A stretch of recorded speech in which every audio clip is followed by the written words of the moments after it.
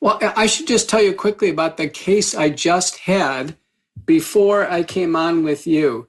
And let me tell you that it's a man in his 50s in Dallas-Fort Worth, and he took 3 Pfizer vaccines. And so the final booster was early in 2022. And within a month of the third one, he develops a pulmonary embolism.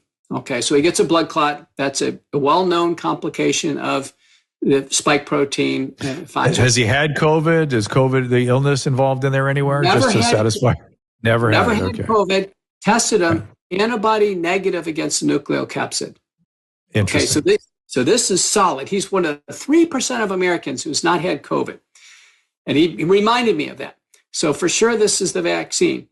And, he has loss of mental clarity, post-exertional malaise, fatigue. He's on medical disability. He's on blood thinners, anxiety, depression, the whole thing. Everything is cascading around him.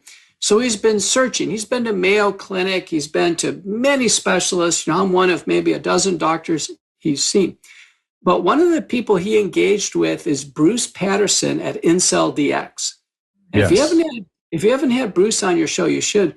We have, and his partner Ram Yogendra. We were early to that, and he had an observation early in COVID, early in the vaccine history, that there were these non-classical monocytes with persistent viral particles that prevented them from going from their normal cycle of apoptosis, and they were showing up throughout the CNS, causing inflammation.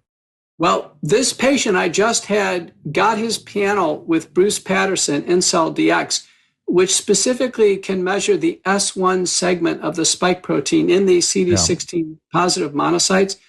So my patient now, 2.5 years after his booster, has the S1 segment positive. That's crazy. It's not COVID. So we've ruled that out. It's the vaccine.